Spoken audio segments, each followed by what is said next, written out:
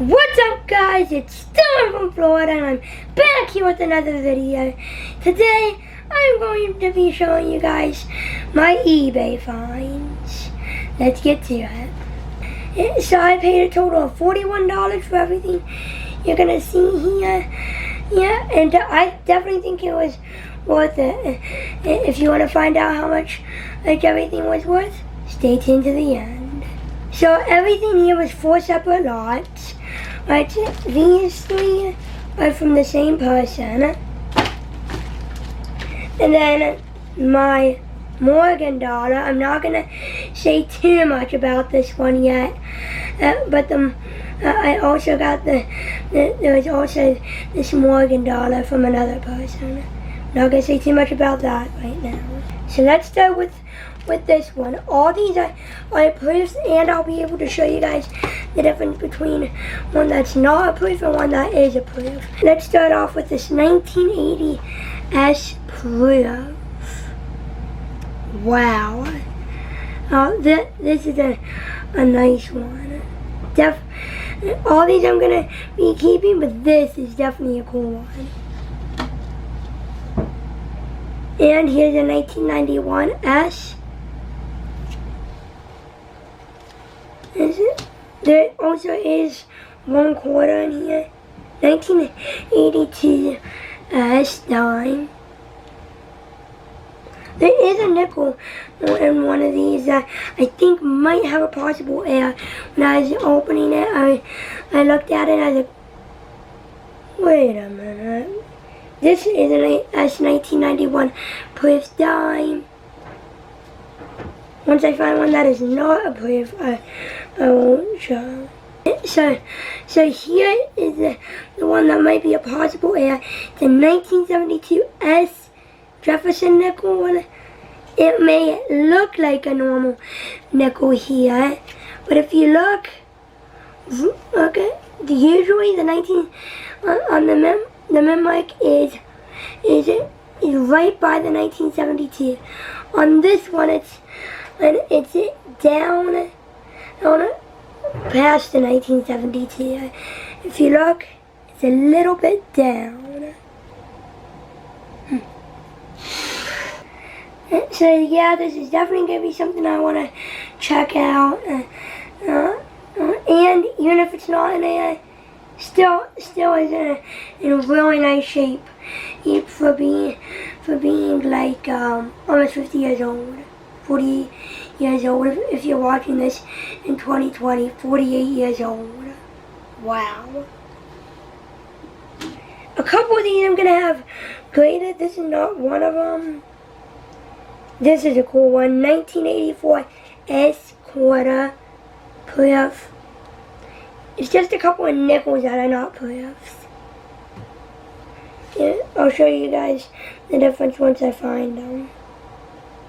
Yeah, really cool. 1984 S dime. It's crazy how many of these are S. And I'll just, for everybody here, I will tell you guys, if your mint mark is a P, it was made in Philadelphia, a D for Denver, and an S for San Francisco. And I've been trying to find these, but I haven't yet. And a W, West Point. I have not found any of those. That mint just opened in 2019. It's been difficult trying to find them. So next up is a 1977 S proof. And if you're looking, you can see that the S is a little down, but the 1972 is still lower. Definitely another cool coin. Now this is probably the best one in the set. It is a 2005 S quarter, except it is a 2005 S Minnesota. It's only 3,262,960 minted. That might sound like a lot, but that is actually pretty low. Sometimes the United States Mint produces over 1 billion pennies.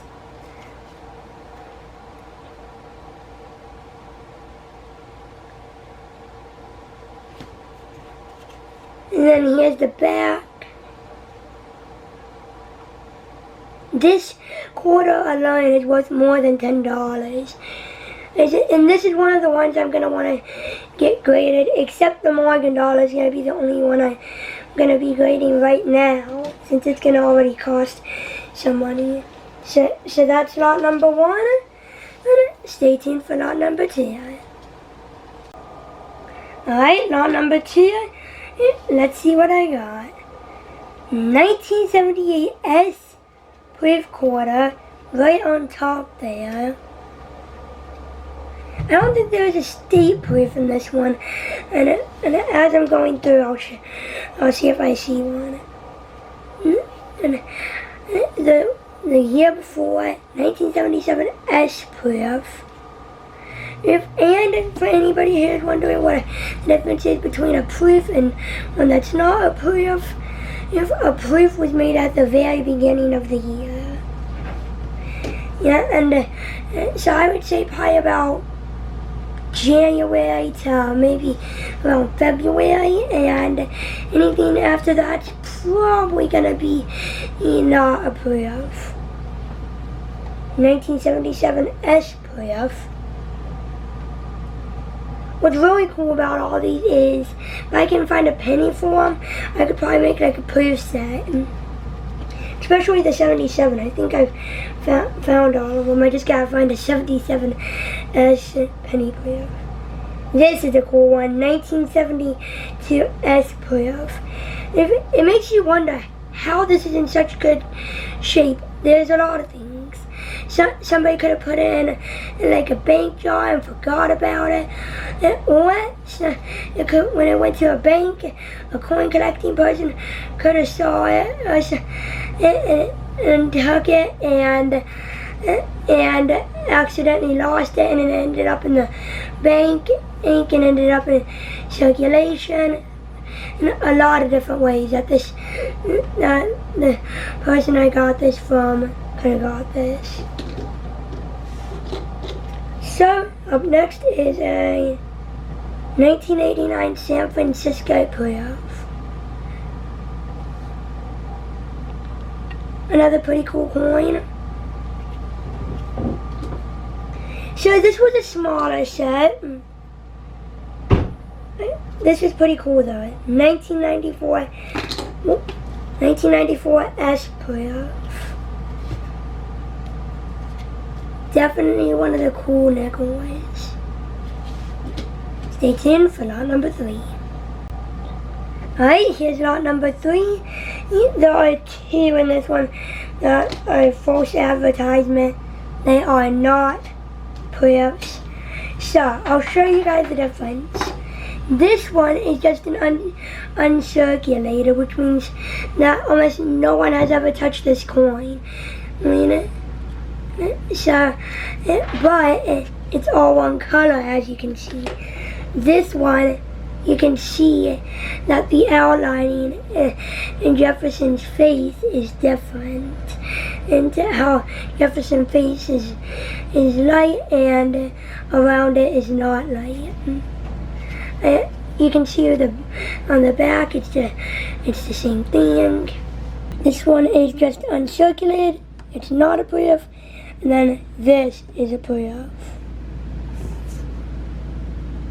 Pretty cool nickel if you're watching this is in 2020.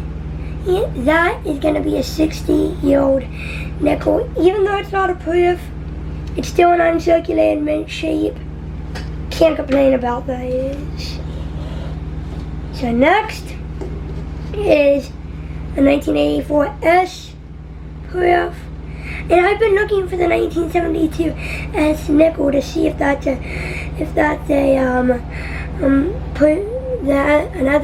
1972 S nickel, see if that is an error or not. Can't find one though, unfortunately. That's okay. Here is a Louisiana Purchase nickel from 2004. Pretty cool. And this isn't even my favorite in this slot. I'll show my favorite. 2005 S That's it. But when I flip it over, I think you guys will see why it's my favorite. When in South Dakota, I really hope to see some bison. 2005 S Bison playoff. It's really called a buffalo nickel, but the person just wrote bison playoff. It's called a buffalo nickel playoff, but you can.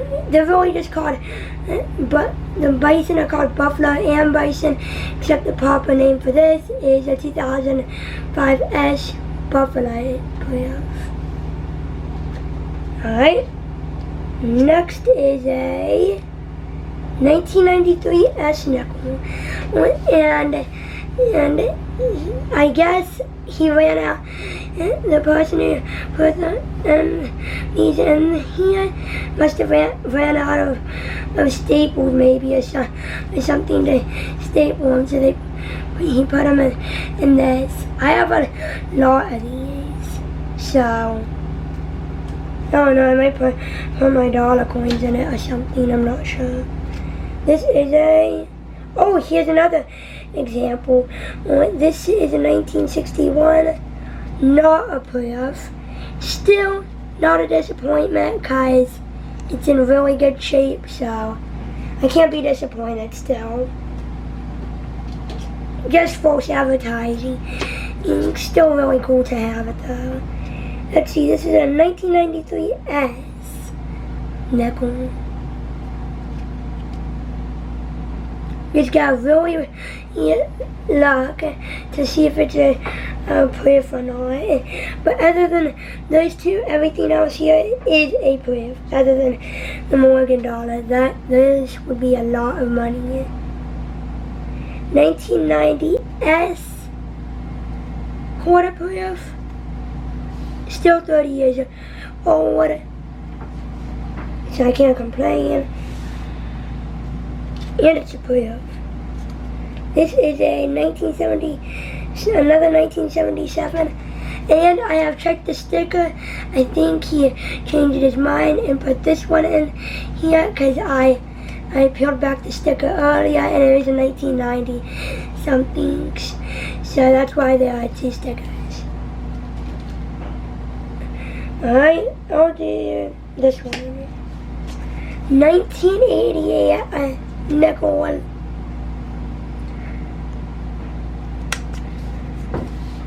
Oh, sorry about that, guys. It kind of fell on me. That's the bad thing about these cases. So if you're gonna try like sell something in these cases, I prefer the ones in this because you could, in the mail, it could fall out of here and damage the coin, and a lot more things could happen. So I suggest using these. That's just my personal opinion, though. So this is a 1984 S nickel one, and I think they're like an actual company because you can see it has like a stock number and everything in it. So, pretty cool nickel. Last one before we move on to the main one. So, 2000 Massachusetts playoff. Only 4,020,083 of these were made. This is another one that I'm hoping to get graded after I get this one graded. This is the one I've been really excited for. 1899. And a Morgan dollar. It is a O. If you look in between the D and the R, there is an Ornament Mike. You might be wondering what the Ornament Mike is. New Orleans. There was one in the New Orleans and Carson City. I'm pretty sure that's the only other two. And here is the heads. This is what I'm really hoping to get this graded. But $39 to get this graded, and my approximate grade is right.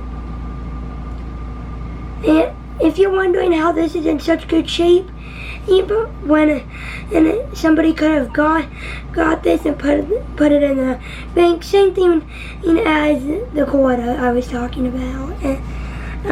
So definitely a cool coin. So I only paid $27 for this.